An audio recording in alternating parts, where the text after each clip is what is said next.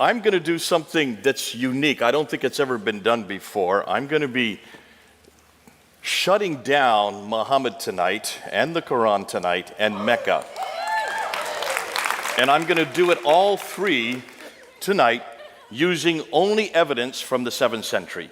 From the century where this man lived, from the century where this book supposedly was revealed, and from the century where this city existed.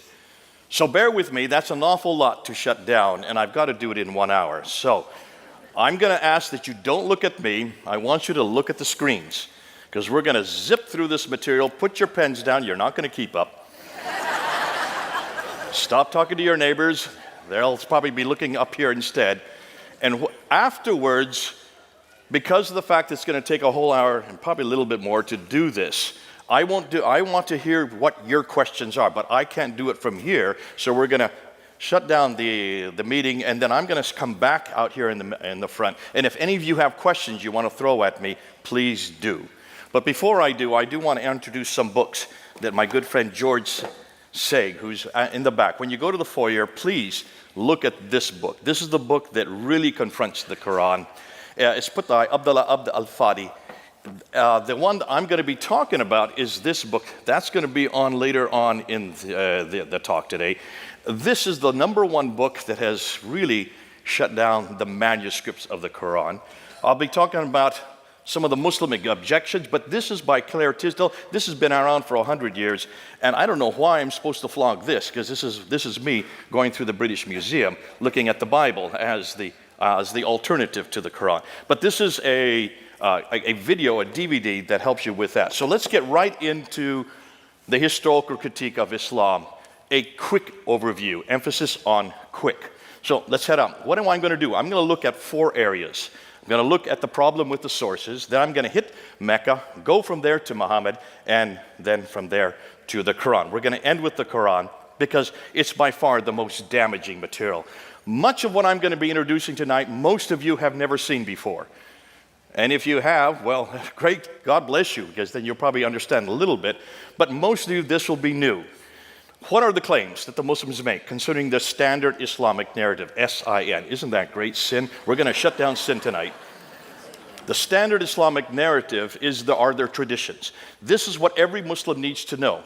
Though every Muslim, whether they are radical or nominal or liberal, how they walk, talk, eat, drink, sleep is dependent on those traditions, on the standard Islamic narrative. Now, they all believe, every Muslim would believe that Muhammad was the last and greatest prophet, born in Mecca in 570, died in Medina in 632, modeled Islam as a paradigm for the whole world, and received the Quran as his final revelation. Therefore, the Quran is his revelation, sent down between 610 and 632. It is the greatest, the only perfectly preserved revelation according to Islam, the final revelation, and it corrects everything that has gone before. Therefore, Islam, naturally, they would say, is their final religion based on Muhammad's life and saying, that's the Sunnah, and on the Quran's teachings. Conclusion? Well, obviously, they're dependent on 3 things: the book, the man, and the place. And that's what we're going to confront tonight: the book, the man, and the place. The book, the Quran, the man, Muhammad, and the place, Mecca. Since all 3 are foundational to Islam, without one of them, the others 2 fall. We should investigate all 3, and we're going to do that tonight. But in the 7th century, and in the central part of Arabia, the Hijaz, where Mecca and Medina are placed. To do that, we need to start with the sources. Where are we going to go? Where did all these stories come from? Everything we know about Muhammad, everything we know about Mecca, everything we know about the book itself has to come from a source. Now, let's go and look at that source, because this will underline why there's a problem with everything else tonight. Now, to be that, I want you to look at this map. Here's a map of the Middle East, of Arabia. According to the standard Islamic narrative, Muhammad's empire encompassed that brown area. So look at the brown area. That's what existed in Islam up until 632 when he died. Then what they tell us is the Rashidun period came into existence. That's Abu Bakr, Umar, Uthman, and Ali. The next 4 caliphs, they encompass that orange area. So there is the expansion moving out. And then you have the Umayyad dynasty, which is the first real big caliphate, according to them. That's the purple area. I don't care too much about the purple area tonight. I want to look at the brown and the orange area, okay? That's the area I want to look at. So from Tripoli in the west all the way to Afghanistan in the east, from Turkey in the north down to Yemen in the south. Bear with me, let's go to it. Now here's what they say. This is their narrative. This is not my narrative. They say that Muhammad was born in 570. The Quran was revealed beginning in 610. He then moves up and goes up from Mecca all the way up to Jerusalem, goes up to the seven heavens, meets Allah, comes down, meets Moses, and finds out that he's to pray 50 times. Moses says, get it down. So he bounces back and forth between the seventh and the fifth heaven and gets it from 50 down to 30, down to 20, down to 10, down to 5 prayers. So that happens in 621. He then moves out of Mecca, moves up to Medina in 622, comes and takes over Mecca and defeats Mecca in 633, and then dies in 632.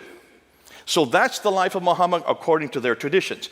Once he dies, Abu Bakr takes over for 2 years. He dies peacefully. And then comes Umar, who takes over for 10 years. He does not die peacefully. He is killed. And then, of course, Uthman takes over, and he lasts for about 12 years before he is killed. But while he is there as the caliph, the Quran is finalized. So the Quran, the book we're going to look at tonight, was created. This book that I have in my hands right here is from Uthman. That's what every Muslim will tell you. And then when he is killed, Ali takes over, and he only lasts about 5 years before he is defeated there at the Battle of Siffin by Muawiyah. So, conclusion, Islam was fully formed in the Hijaz by 661. That's what they say. Do you all believe that? We'll say yes for now, okay? In about an hour, you can say no. But for now, let's just say yes. Go with me. Now, here's the question. Everything I've just told you, how in the world and where do you get it from? Well, you would hope that it comes from people that were actually living at that time, right? And from people who are actually living there, right? Eyewitnesses, like we have with Jesus. Matthew, he was an eyewitness. John, he was an eyewitness. You would hope the same thing would work with Islam. Well, let's go and see what we find. In order to know who Muhammad was, everything that we happened, everything that I've just showed you, we need to go back to the sources for all these stories. Now, Muhammad dies in 632. The first source we get are what we know is his biography, known as the Sirah. So who wrote the biography? Somebody who knew Muhammad, right? No. The first one they claim who writes it down was Ibn Ishaq, who died in 765. That's 130 years after Muhammad. Is there a problem there, folks? Okay, you're coming with me. Let's continue. But we don't have Ibn Ishaq. We have to go to this guy here, Ibn Hisham. He is the one that actually writes down what Ibn Ishaq says, throws out most of it, and only retains what he likes. He dies in 833. After him comes Al-Waqidi, who dies in 835. That's what we know about Muhammad. Nothing from Ibn Ishaq. So let's just get rid of Ibn Ishaq. Whoop, up, there he goes. But that's not the only thing we have. That's not the only. We have an enormous amount of material on Muhammad, on what he says. This is known as the Hadith. And the sayings, these are the sayings of what Muhammad said. They were first written down by Al-Bukhari. Now look at his date, 870. You thought Ibn Ishaq was bad enough. This is 240 years after the fact. And after him, there's others like Sahih Muslim, Ibn Dawud, you have Tirmidhi, you have Majah, you have and then you have Nasai. So those are the 6, what they thought authoritative hadith compilations that were put down. But look at, they're all in the 9th and 10th century, right? And then you have two more genre of what we know as a standard Islamic narrative, the tafsir and the tahqiq. The tafsir would be the commentaries which explain the Quran, and then of course the tafsir, which would be the histories of all mankind up until Muhammad. First written down by Al-Tabari. Look at his date. He died in 923. Now I'm putting you their death dates purposely because everything was written normally within 20 years of their death dates. That's when they would be written. But it could be changed and continue manipulated all right up until they died. Notice, everything I've showed you doesn't even begin to get written down for 200 years. 200 years after Muhammad died, you get the Sirah, then you get the Hadith, another 240 years, and it's not till the 10th century that you even get the Tafsir and the Tahqiq. Abdul Malik's name I'm putting up there because he's the first one to introduce us to anybody called Muhammad. Look, when he introduced that, he introduces it in 692. Muhammad died in 632. You've got 60 years before he's even introduced into the world stage. Does that bother any of you? But the Muhammad we're going to talk about, the Muhammad of Islam, that Muhammad was introduced by these people, the Abbasids. And they do so, they come to power in 749. The Muhammad that we look at is all their invention. And they had 84 years to finally get down his biography, and about 100 years to get down his sayings, and of course, the other two genres. So, Muhammad was revealed 84 years after the Abbasids created him, 141 years after he was first introduced, yet 200 years after he supposedly lived. These are all too late. Now, on top of that, let's take a look at the people that introduced him. Look where they lived. Everything we've been told, they say, happens in Mecca, Medina. That's the Hijaz. That's the central part of Arabia. Those two green circles. Yet all of the writers of those traditions worked in Baghdad, which is 1,200 miles too far to the north. You have Ibn Hisham, who was born in Basra. He grew up in Cairo, but he did his work in Baghdad. Cairo is over 990 miles from Mecca. Basra is 1,200 miles from Mecca. You have Al-Bukhari, who writes the hadith. He is from Bukhara, which is Uzbekistan. That's 2,600 miles away. Al-Tabari, who wrote the Tafsir and the Tahqiq, he comes from Tabaristan, northern Iran. That's 1,700 miles away. None of the traditional writers lived or worked in Mecca or Medina. They were all too far to the north of Mecca and came from the west and east of Baghdad. All of these northern areas is where the Abbasids originated from. Are you starting to get the picture? There's a problem here. Everything we know about the man Muhammad, everything we know about the Quran, everything we know about Mecca comes from 200 to 300 years later and hundreds of miles further north.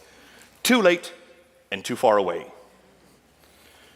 Okay, so you say, well, the same happens in Christianity.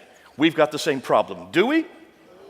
Let's do the same application. Let's look at our tafsir. Let's look at our hadith. In fact, let's put the same genre that we've just looked at for knowing who the book, the man, the place is, and let's apply it to Jesus Christ. Because Jesus Christ also has a sirah. That's the biography of Jesus written by Matthew, Mark, Luke, and John. Am I correct? He also has a hadith. Those are the sayings by Matthew, Mark, Luke, and John when it's written in red letters. Every time Jesus speaks, that's red letters. So we also have the hadith of Jesus. We also have the tafsir. Those would be the commentaries written by Paul.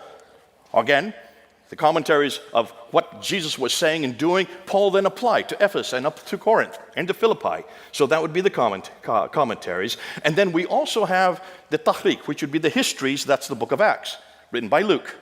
So you have the exact same four genres in Christianity that they have in Islam. Now let's apply the dates for all of them. And I'm going to take the most liberal dates I can find. I'm going to step on all of your toes. Please don't get mad at me. I'm doing it for a reason. So let's look at, first of all, the Tahriq of Jesus.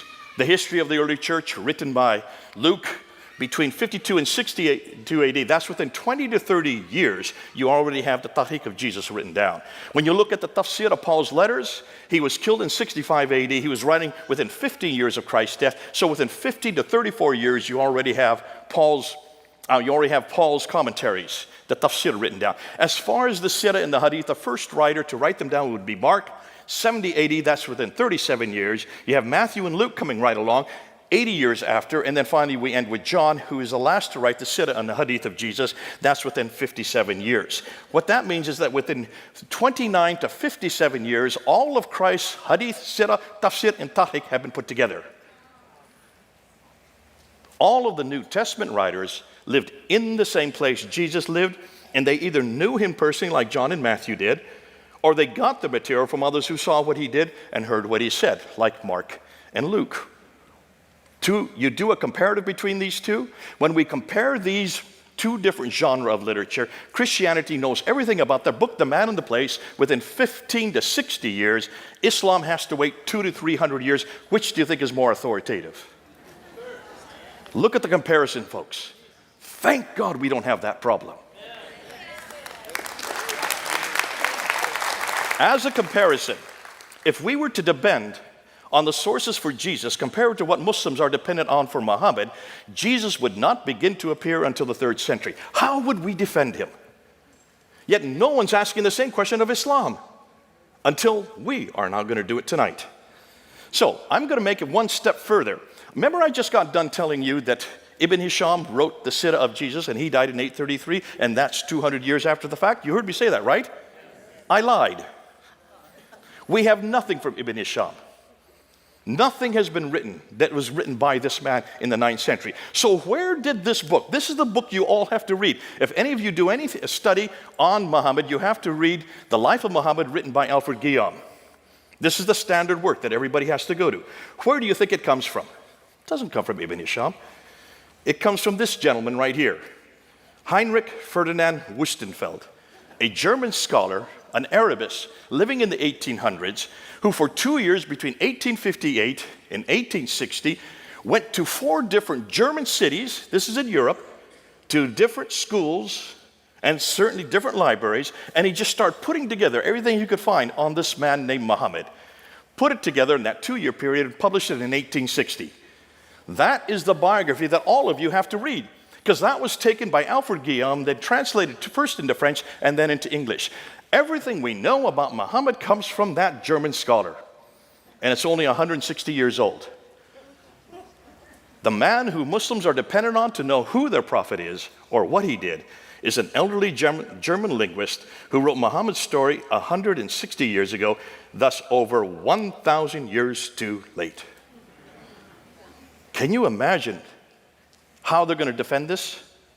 If there's any Muslims here, how will you defend your prophet now? Looking how late everything is concerning what he did there in supposedly the 7th century. You can see then the dilemma for scholars today. Their conclusions are Islam as we know it did not exist in the 7th century, but evolved over a period of 200 to 300 years. The Quran probably was not revealed to one man in 22 years, like Muslims tell us, but likely evolved over a period of 50 to 100 years.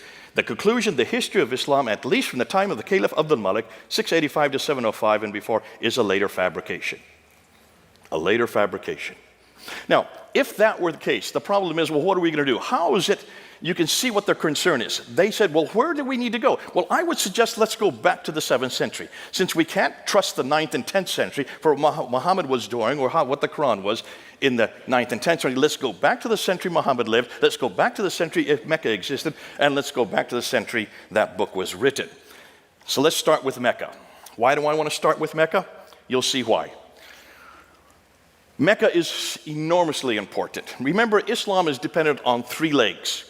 You take out one of the legs, the other 2 collapse. So if you start with the book, the man, and the place for the 3 legs, if you start to confront Mecca, it starts to teeter. Once you shut down Mecca, everything else collapses. Because if there is no Mecca, then it doesn't matter who Muhammad is or what the name is or where you find him, he's not in Mecca. Right? And if he's not in Mecca, then what Muhammad are we talking about? And it doesn't matter what Quran we're looking at, it's not from Mecca. If it's not from Mecca, bingo, then you got a different Quran. So let's shut down Mecca first. Let's begin with Mecca and let's see what we can find. Now this is what they claim.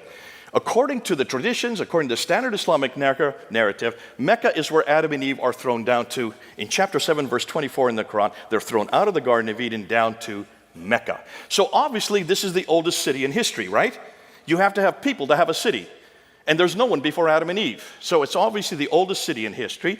It's where Abraham lived according to chapter 21 of the Quran, verse 51 to 71. That's 1900 BC. Therefore, it had to have existed then. Sorry, let's go back. It's also the center of trade, north, south, east, and west. So it should be one of the best known and best documented places in history. Now, it's also, according to the Quran, the center of history. But here's the problem. Open up the Quran and see if you can find that word Mecca in it. You'll only find it one time, in chapter 48, verse 24. So it's not a book, it's not a place that's referred to very often, except for once. It's the place of the prophet. So let's look and see what it says about the place of the prophet in the Quran.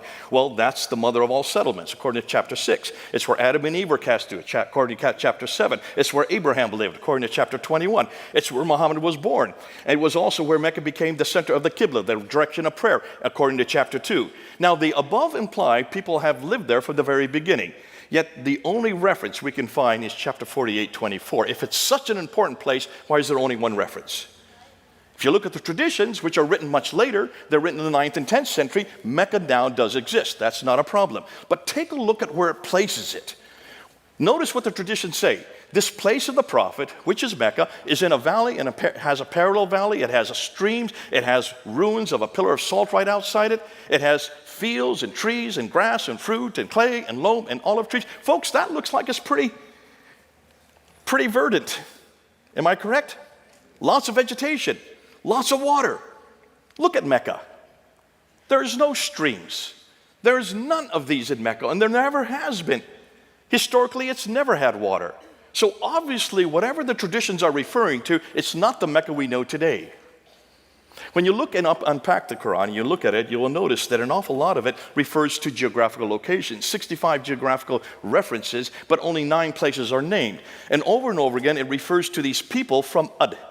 23 times these people from Ad, that's the biblical Uz. 24 times the people from Thamud, that would be the Nabateans.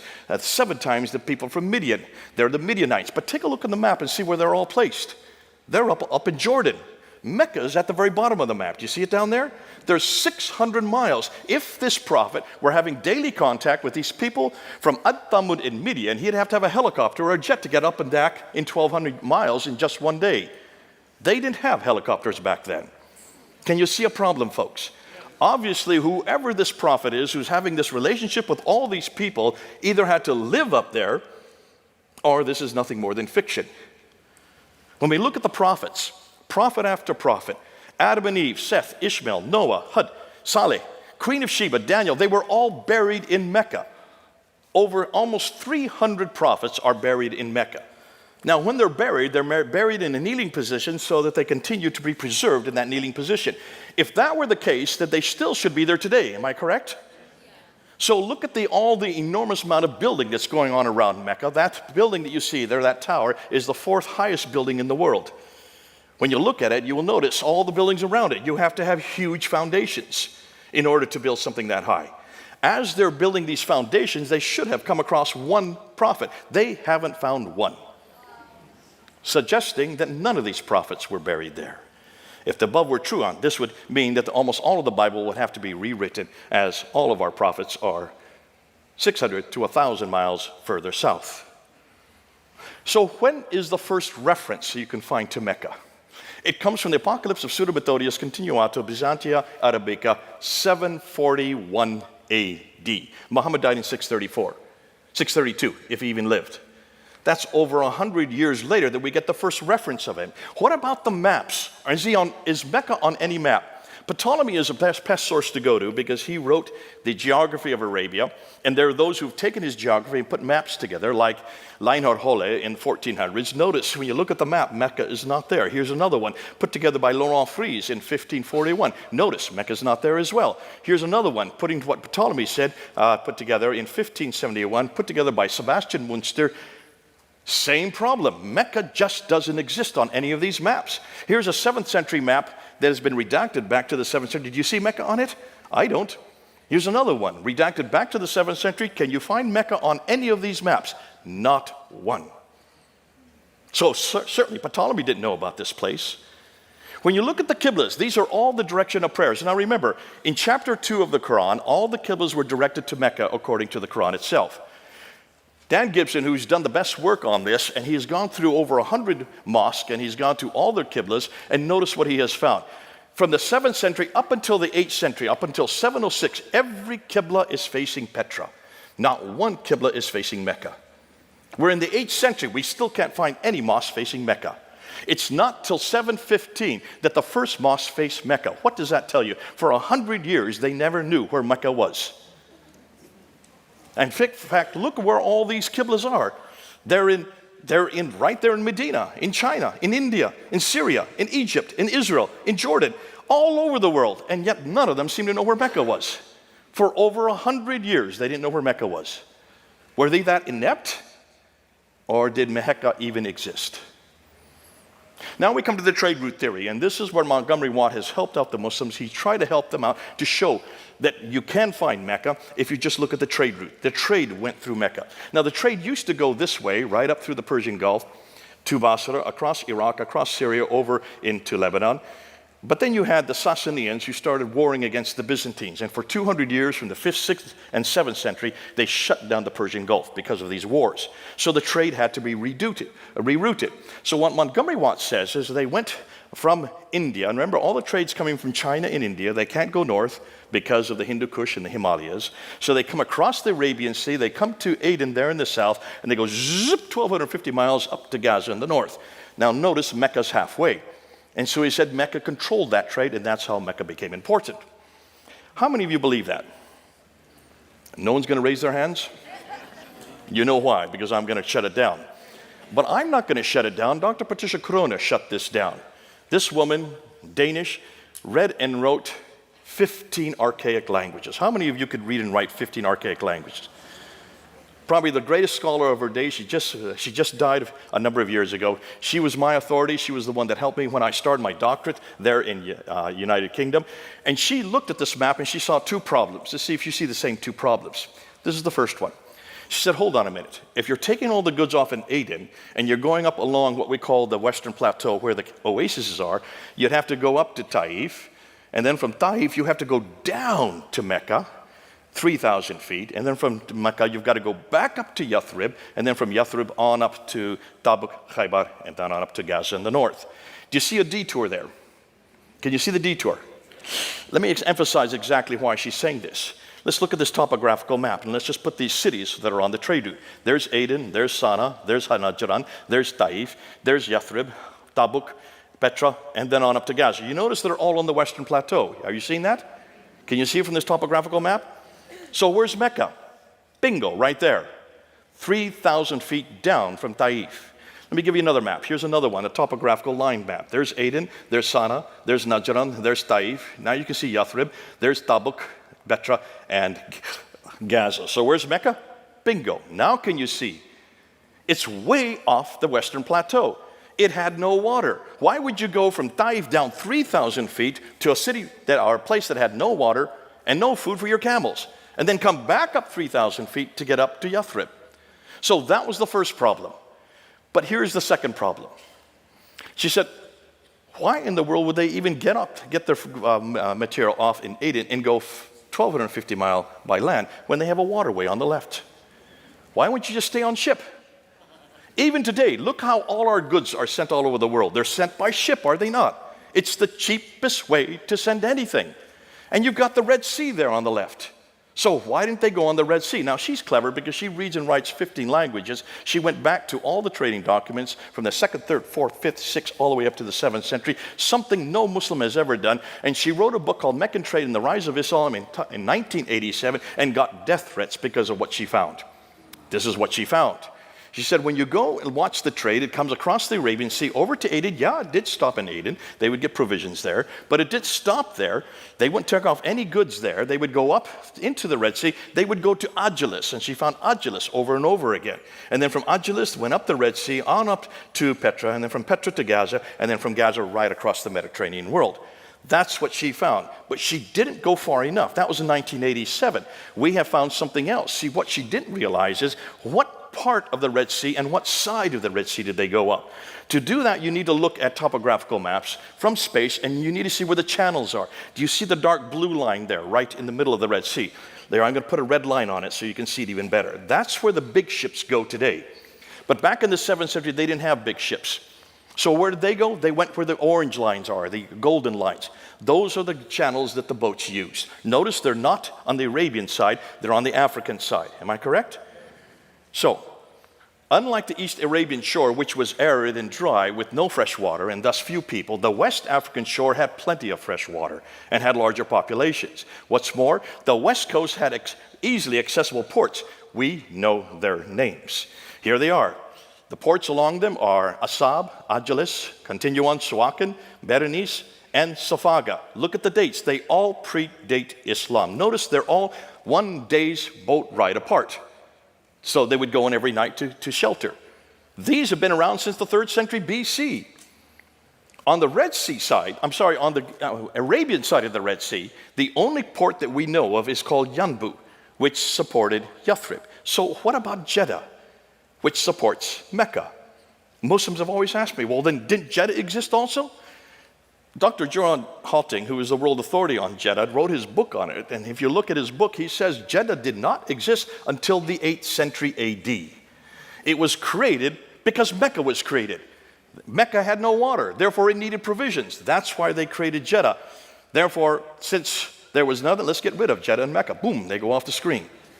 Without Jeddah, without Mecca, what happens to Islam? A big red X.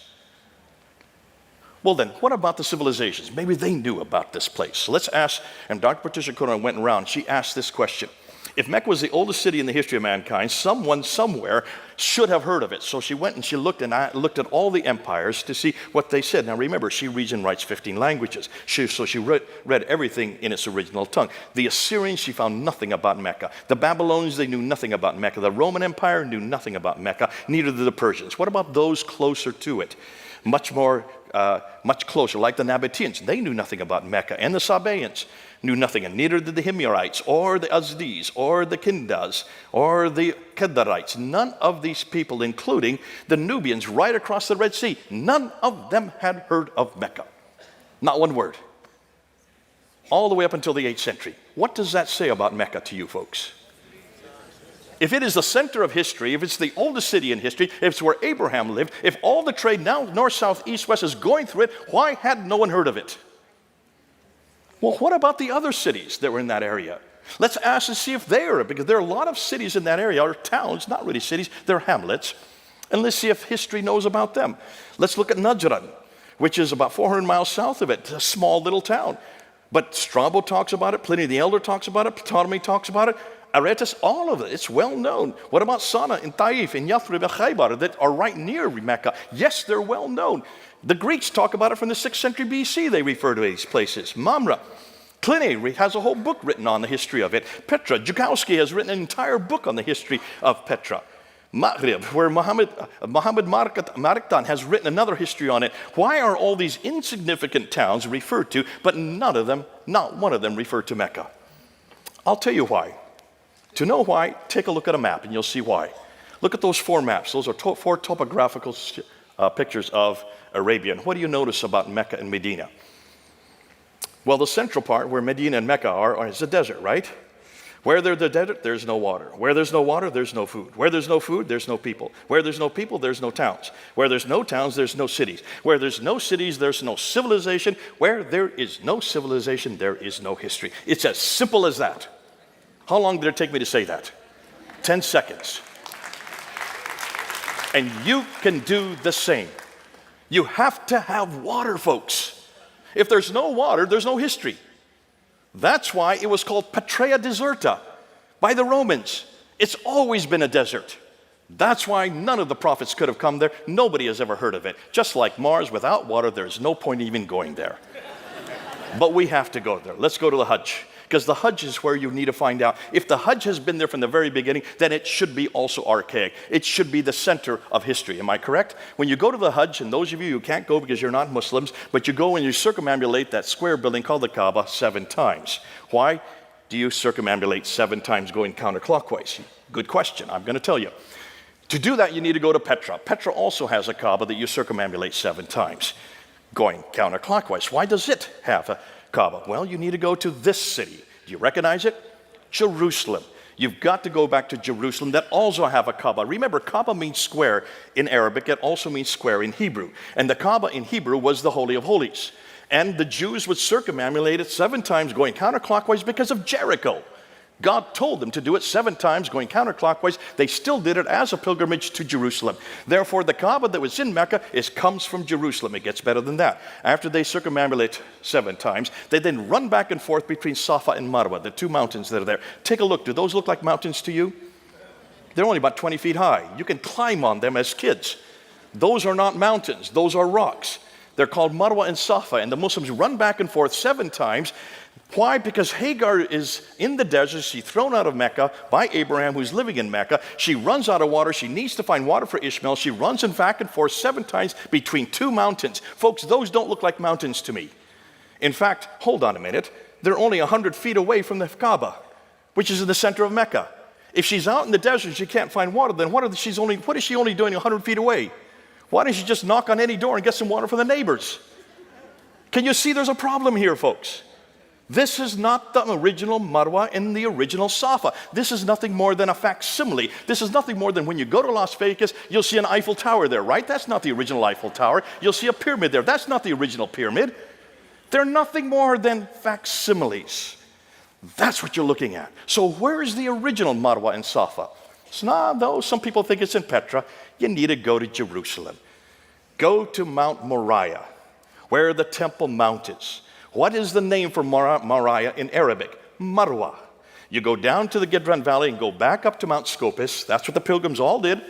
And what is the name of Mount Scopus in Arabic? Safa. So the original Marwa, the original Safa are in Jerusalem. God bless the Muslims. All they did was plagiarize.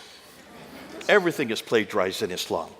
When you look at the Hajj, you can see that the Kaaba is plagiarized. You can see that the Safa and Marwa are plagiarized. You can see that the Hill of Arafat, I don't have time to get into it, that's plagiarized. You can see the Jamarats where they throw 49 stones. Why 49? Because it's a multiplication of 7, which is the holy number in Judaism. They've just plagiarized from the Christians. You look at the Zamzam well, that is the same thing, the same word that is used for the well there in Siloam.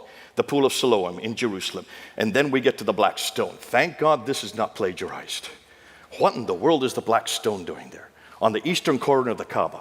Every Muslim, as they circumambulate, they kiss the stone so that they get their sins forgiven. Who can forgive sins but God? This is idolatry, folks. And it's at the very seat of Islam. The very center of Islam is based on idolatry. If Muslims say God is one, then what's that stone doing there? That does not come from Jerusalem. To understand that, I'm not going to go into it because I see I'm running out of time. I need to keep going. Look and go up on Fander Films. We've got all of it up there. We're now unpacking all of this material so you can see it. So can you see? No one could find Mecca place in the Quran. Crone pretty much debunked the trade route theory. Gibson debunked the Qiblas. Crone also debunked, she not only debunked that, but she also debunked the maps, and then we debunked the trade route going through the Red Sea, and then of course the 5 stages of the Hajj. Though Mecca has existed since Adam and Eve in Surah chapter 7 verse 24, there is no evidence of it anywhere until 741. And everything we now find in Mecca, we could find previously in Petra, and now even earlier in Jerusalem. You ready for Muhammad? What do we know about Muhammad? Well, last and greatest prophet according to Islam, modeled Islam for the world, received the Quran, has a final revelation. Everything we know about him we can find in the Sirah ibn Hisham, but as I now said, it looks like that comes from a German scholar named Wustenfeld. And the Hadith of Bukhari, we don't have anything from al-Bukhari until the 11th century. And the 8 of his 9 volumes don't appear till the 16th century. The same problem we're having with the Quran, we'll get to that in just a bit.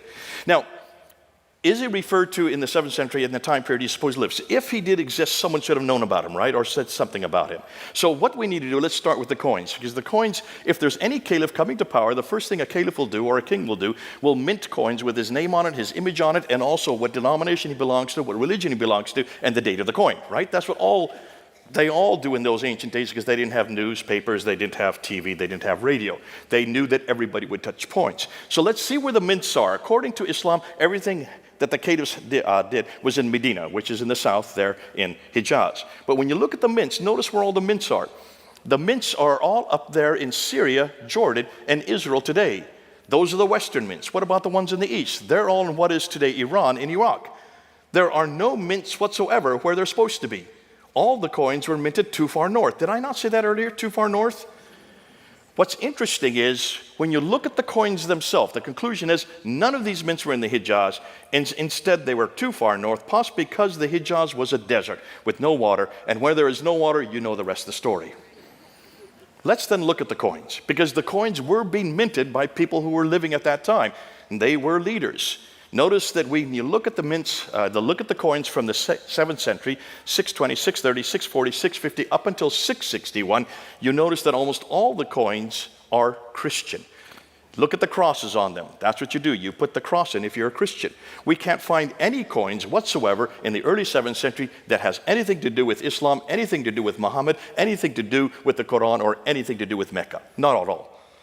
So when we get to Mu'awiyah, who is the first caliph according to the Islam from the Umayyad dynasty, Mu'awiyah, the first caliph, look at his coins. He's supposed to be a good Muslim, right? But take a look. What does he have above his head? A cross. Take a look at the 2 that are on the right there. Look at the 2 bottom ones there. There's Mu'awiyah. He has a cross above his head. He's holding a cross in his hand. On the back side of the coin is the word Muhammad, which is Muhammad. That's the first reference to Muhammad anywhere, and that's 663. Possibly, is he Muhammad? No. What does Muhammad mean in Arabic? The praised one. So who's the praised one? Well, if he's holding a cross and he's got a cross, who do you think the praised one is? What's his name? Jesus. Thank you. Let's prove that. So let's go to an inscription that YeHoVaH put down. This is an inscription by YeHoVaH. There's his name. And he refers to himself as the servant of God, commander of the believers. And what does he have right there in the top left? A cross. So who is he a servant of God for? And what believers? Christians. He was a Christian, folks. All the coins say so. They don't lie. This is the 7th century. He rules up until 680, and then you have Abd al-Malik come to power in 685. Abd al-Malik is the one that we need to look at because he introduces new coins that introduce the Shahada. La ilaha illallah Muhammadur Rasulullah. There is only one God but God. Muhammad is nothing more than the servant of God. But remember, Muhammad is a title. It means the praised one, right? So what does he do? Because of he puts that up there, Justinian II goes to war with him. He's the Byzantine emperor. Abd al-Malik wins the battle, and he puts up this coin with himself as victorious. I didn't know you could put up images of yourself on your coins, not if you're a Muslim. So obviously he's not a Muslim. Obviously this Muhammad that's there has nothing to do with him. It has everything to do with Jesus. Why? Just look at the Dome of the Rock that he built.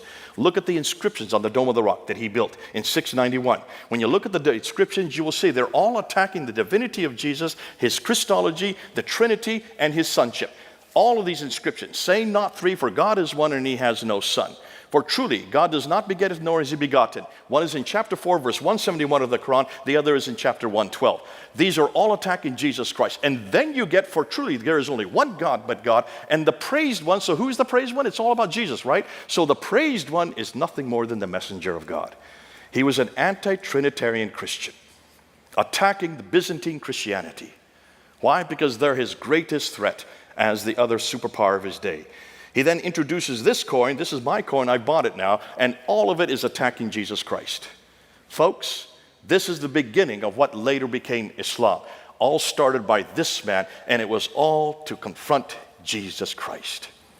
It's all against our Lord. The coins don't lie.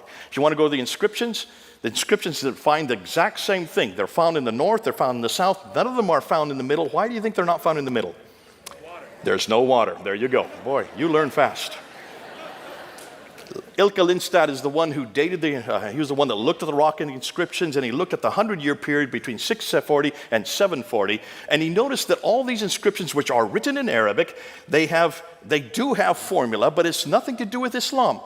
It's pious formula, which has much more to do with Christianity. It's not till 690 to 710 that the Prophet Muhammad is introduced into these inscriptions. Muslim rites such as pilgrimages, prayers, and fasts are introduced by about 720. And Muhammad as a man and the people called Muslims and the religion called Islam are not introduced until 730.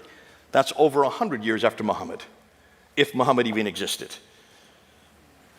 It was only in the 730s onwards that there is evidence of popular devotion to a man named Muhammad as a prophet and messenger, which makes the Islamic traditions incredibly awkward. There is a 100-year silence prior to this that indicates that Islam did not exist as a distinct religion until long after the time of Muhammad, which cast doubt on whether he had any part in starting Islam. I'm going to go through these real quickly. I just want to show you, what about the references to Muhammad in the 7th century? There are major references. There are 4 of them. Only the 4 references. Take a look at every one of these references to Muhammad in outside sources. Take a look. He is known as the Tayyaye de Muhammad. Muhammad the Tayyaye. Who are the Tayyaye? They were Lockmans. They lived in Iraq. So obviously the praised one is from Iraq. Look where Iraq is on a map. It's over 600 to 1,000 miles further north. What about in 636, the Arabs of Muhammad, which is in Yarmouk. Where is Yarmouk? It's north of Israel. So obviously this is way too far north. Muhammad never went to Israel. I don't remember him ever being to Iraq. 660, Sabaeus talks about the Ishmaelite called Mahmed, who was aligned with 12,000 Israelites. First of all, that's not historical. There were no 12,000 Israelites who were going to war against the Byzantines. That never existed. So obviously this is fraudulent. But nonetheless, look and see where this is. This is way up in Damascus. So that Muhammad, I don't recall Muhammad ever being that far north. And then you have John Bar Benkaya in 690 talking about a teacher and leader of the Arabs who obviously was named Muhammad. Who is this referring to? Look and see who the Arabs were. They were all Christians, but they were not Trinitarian Christians at this time. It's really John of Damascus who really identifies and sees for the first time the Muhammad we're starting to come across. And he does refer to it, talks about Muhammad, who comes with his ludicrous doctrines, comes with 4 books. The book called The Cow, which is now Surah 2, the book called Women, which is Surah 4, the book called The Table, which is Surah 5, and the book called The Camel, which is Surah nothing. There is no camel surah in the Quran. So obviously, whatever John Damascus is, it's not the Quran we know today. And the Quran is much bigger than just 3 surahs. There's 114 of them in the Quran. So obviously, this means that there was no Quran that early. Every reference to Muhammad in the 7th century places him in Gaza, Jerusalem, Damascus, or Hira, which are all situated too far north and probably refer to another Muhammad, the praised one. Now we get to the Quran, and this is where it really gets really delicious. This is the best material, folks. Sit back. If you want to go to the toilet, you can do, but you'll miss everything. So let's go ahead. What do the Muslims claim about the Quran? Number one, it's uncreated. It's right there in the Quran itself in chapter 85, verse 22. Therefore, it has never been had any chance that any human could have any control over it. It was sent down to Muhammad between 610 and 632. That's what they claim. It was completed by Uthman in 652. That's why this book in my hand right here is from Uthman, they say. And then number 4, the Quran is unchanged in the last 1400 years. Not one word, not one letter has changed. Have you heard Muslims say this? Every Muslim says those 4 things. Just memorize those 4 words. Uncreated, sent down, completed, unchanged. That's all you need to know. I'll come back to it. I'm going to shut down those 4, but I'm going to show you something even better about those 4. Hold on.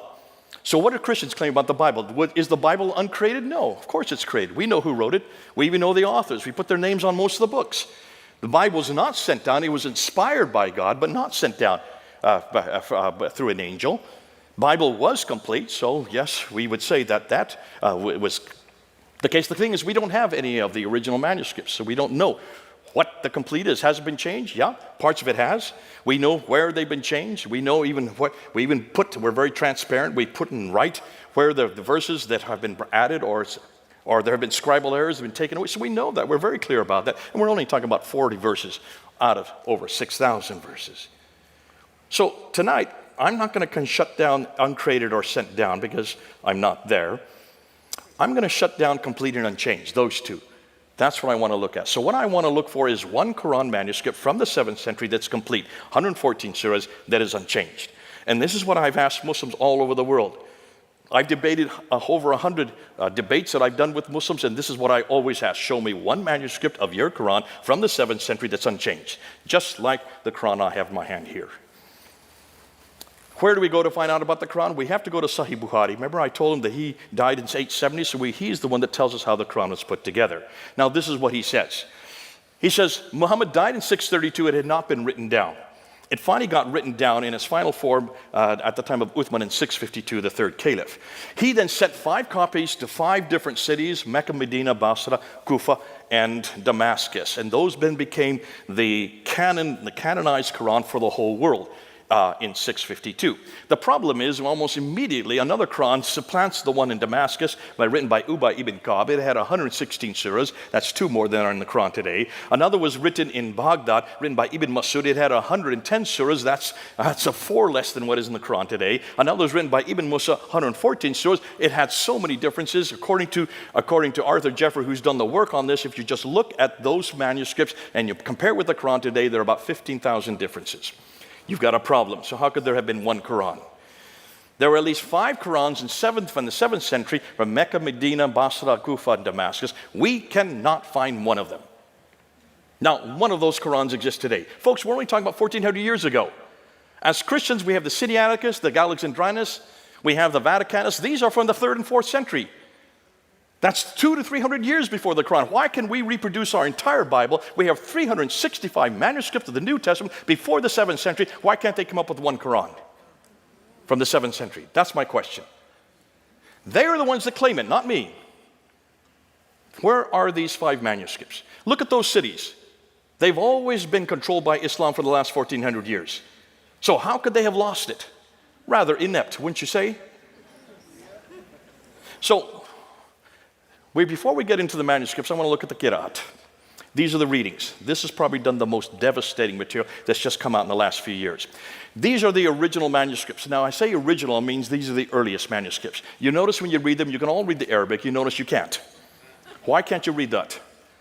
Because in order to be reader Arabic, you need to have dots and vowels, right? There are no dots and vowels on that. You need that. Why? Because those manuscripts, the Samarkand and the Sana, those ones had 16 letters.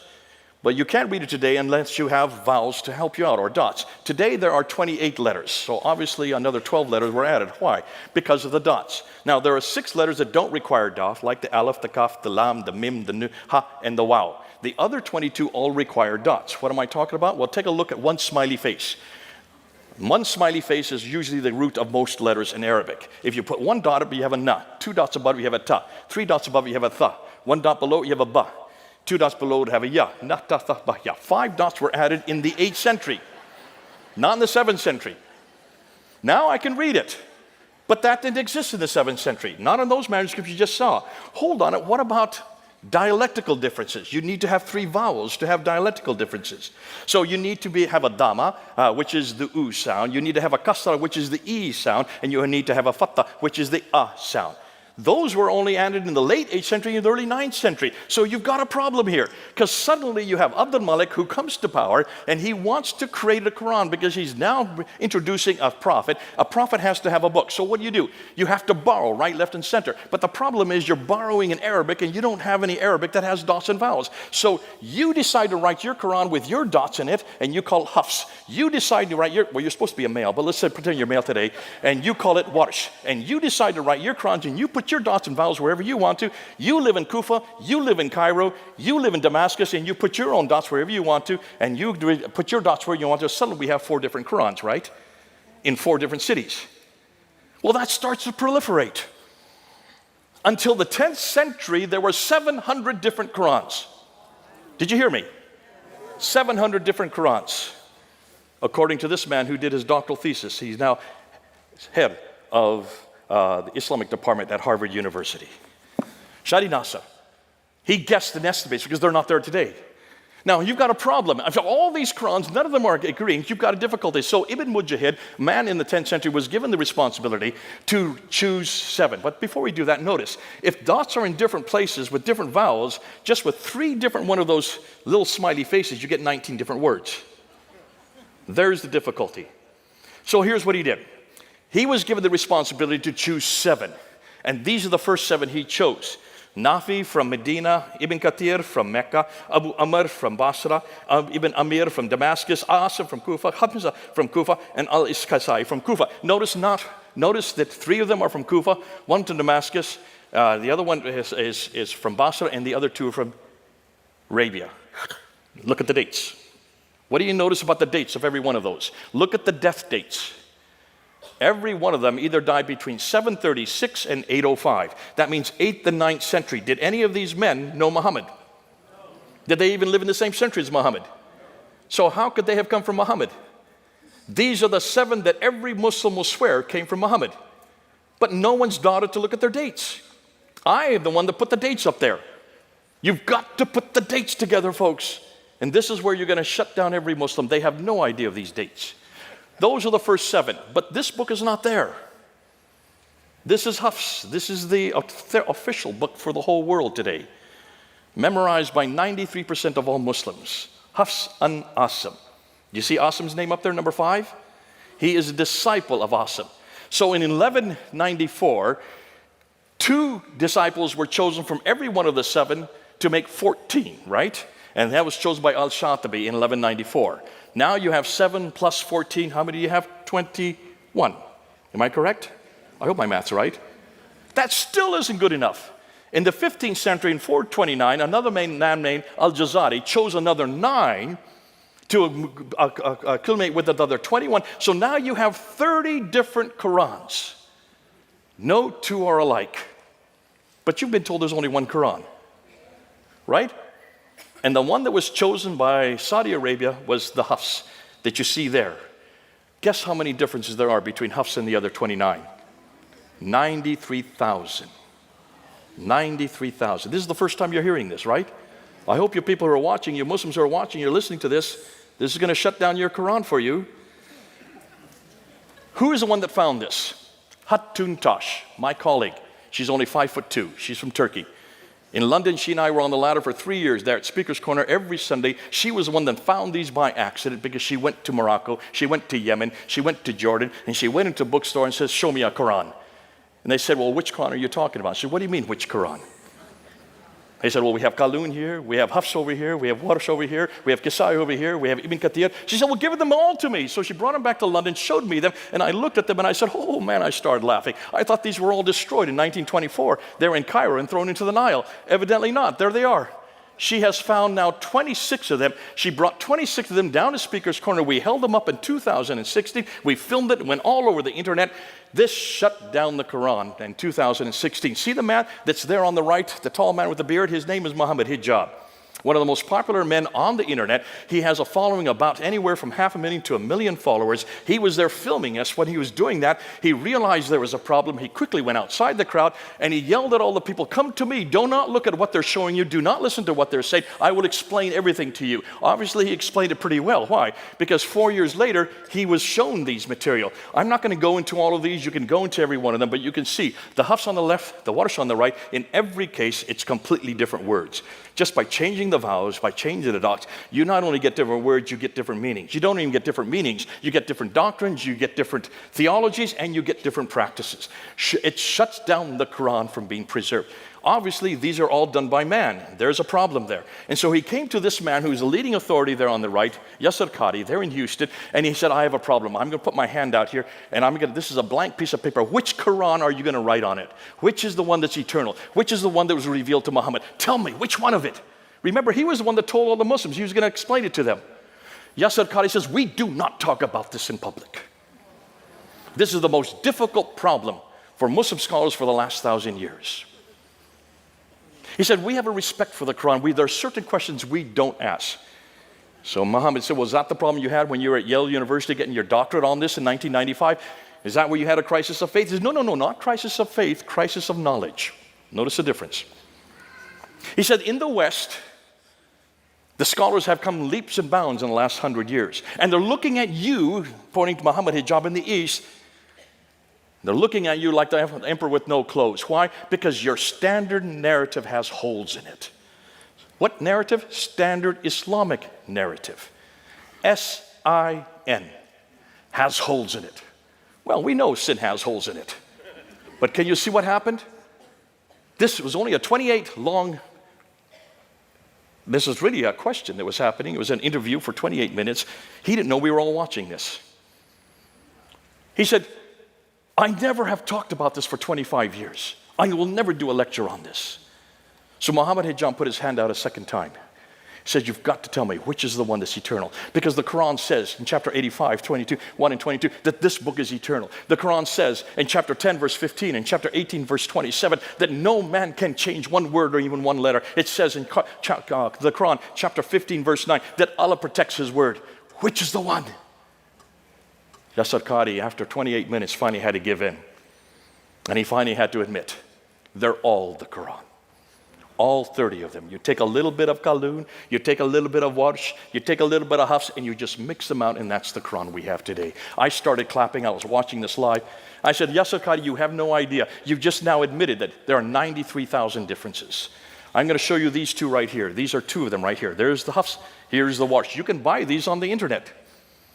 This is the one that is memorized by 93% of the world's population. This is memorized by 3% of the world's population. This is from Egypt. This one is from Kufa in Iraq. There are 5,000 different words between these two books. I'm holding them right here. This shuts down the Quran. Within 2 weeks, if you looked at their sites, there were hundreds of Muslims that said, we're leaving Islam because of what you have said. And our blood is going to be on your shoulders.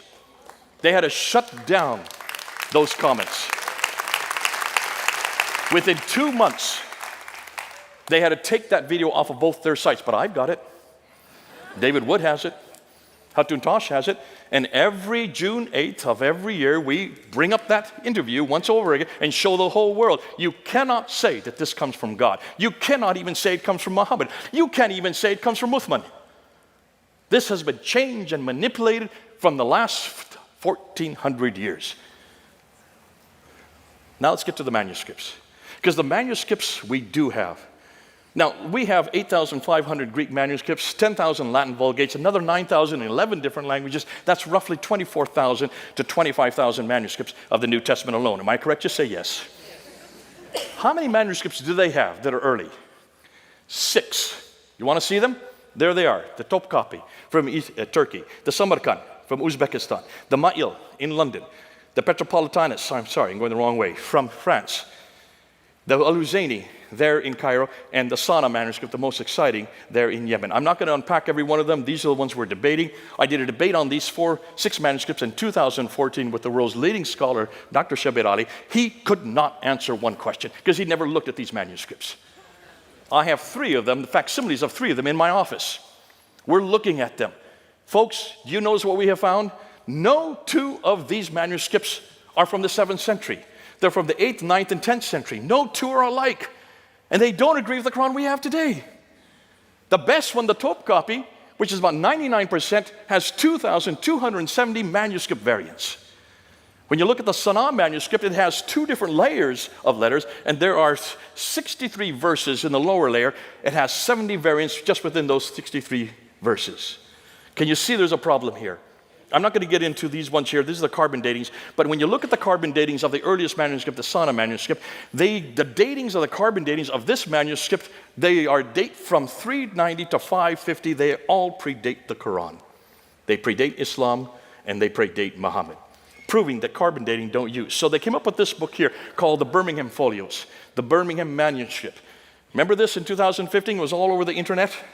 When you look at the Birmingham manuscript, it's only 2 pieces of paper, front and back. It's only 33 verses, and guess what? It's all about the 7 sleepers of Ephesus, chapter 18. That has nothing to do with Islam. It's about the proto-evangelion of James. That has nothing to do with Islam. And it's about the story of Moses. That all predates Islam.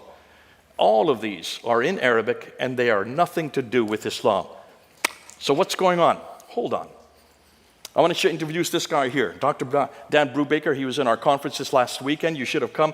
This man has just shut the Quran down because of this book right here. You need to buy this book. Basically what he has done is he's taken the Muslims at their word, and he says, if there's no changes in the last 1,400 years, let's see if I can find changes. And he's the only one that's looked at all the manuscripts, and he has found insertions. There you can see some there. He has found erasures. There you can see erasures there. He has found erasures overwritten. You can see them there in the red. He has found overwriting without erasures. He has found selective coverings. There are so many coverings in the middle one there. There are 8 different coverings. Every case when you see insertions, when you have overwriting, when you have any one of these references, these differences, what happens in every case? It brings it down to a standardization of the Hafs text. Means that this is censorship that's been going on for not 1,400 years, it's been going on since the 1300s. For 700 years, they've been changing these manuscripts to make them so they all are alike. Selective coverings, overwritten, and tapings. We went down to Speaker's Corner. I go down there whenever I'm in London. There's Hatun Tash, the 5'2" lady that destroyed the Quran. They're on my left there. And we decided to introduce this book there at Speaker's Corner. While we were there, one of the leading scholars on the right there, Mansour Ahmad from Bangladesh, got up there and tried to shut us down. And he was making the claim that you can trace the Quran back all the way to the 7th century. So I turned to him and I say, okay, you can do that. Show me what manuscript you're talking about. It's not the Topkapi or the Samarkand. It's not the Petropolitanus. You can't use the Huzayni, and don't use the Ma'il manuscripts, and certainly don't use the Sana manuscript, because all of these are 8th, 9th, and 10th century. Which is the manuscript that goes back to the 7th century? He finally had to admit that there were 96% of the Quran that they could find within the 1st century. That means between 622 and 721 or 719. Notice the 63 that he's talking about. These are the fragments that he has found. Notice we looked at every one of these fragments. None of them, those ones I'm putting up there, no one has come to any conclusion on those 20. The next 9 are all after 719, so they shouldn't have used those 9. And the next 34, no one's done any work in. Which means he has basically, what the Muslims have done, they've just created manuscripts or fragments. Most of these are just 1 or 2 verses. They've tried to come up with 63 to come up with 96% of the Quran, and none of them can be used from the 1st century of Islam. Ooh, I love it. It makes my job so easy. Thus, none of them are really valid, since all of them are either later or tentatively dated or have no supporting evidence. So, where did the Quran that we have in our hand, where did it come from? This book right here. It was chosen in 1924 by one scholar named Muhammad al-Husseini al-Haddad. Why? Because they were having such problem amongst the high school kids there in the city of Cairo. They were having 30 different answers for all the questions. They went to Muhammad al-Husseini al-Haddad and said, choose one. And he chose this one. What did they do with the other 29? Threw them into the Nile, like I said earlier, thinking that would get rid of them. They didn't count on Hatun Tash, 5'2" lady, to decide to find them in 2013.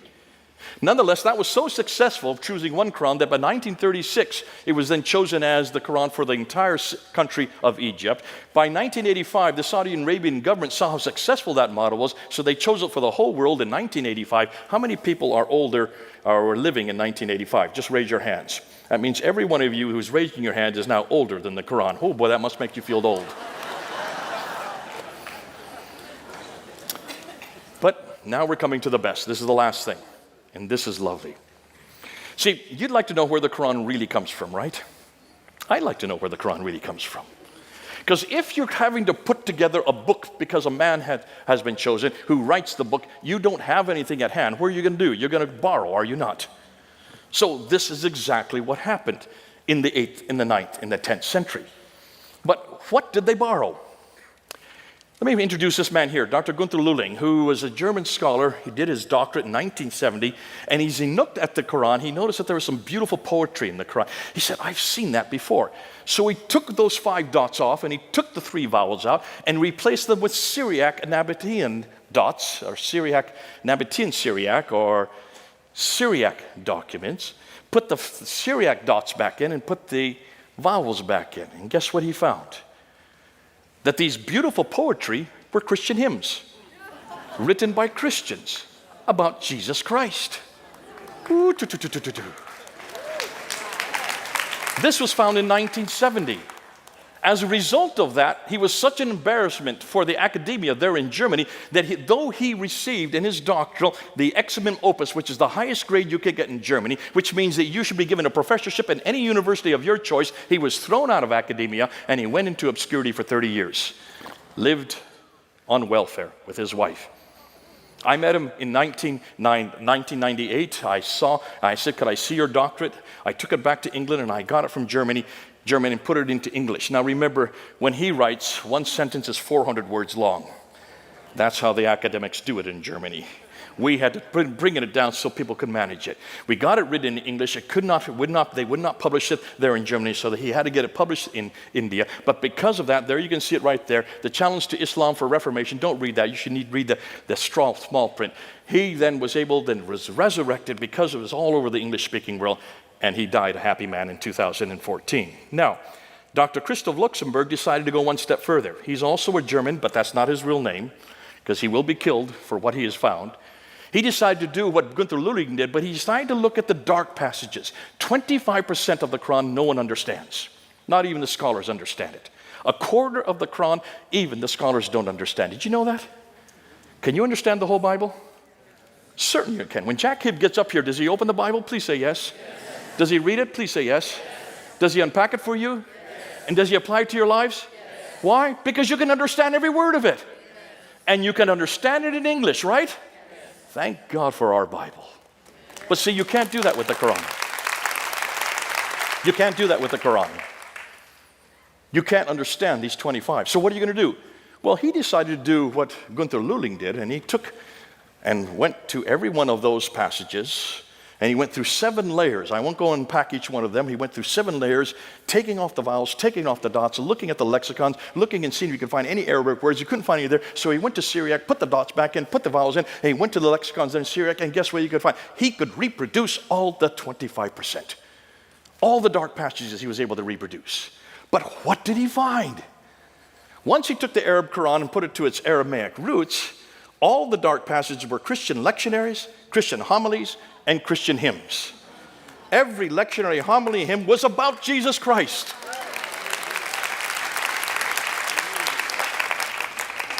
It had nothing to do with what they found, but who they found. Folks, there are 4 textual evolutions. I'm not going to go with them tonight, but can you see what we're doing? I want to ask the same question of the Quran and come to the same conclusion. Remember I said at the very beginning, the Muslims have 4 things that they demand of the Quran. It must be eternal. It must be sent down. It must be complete and unchanged.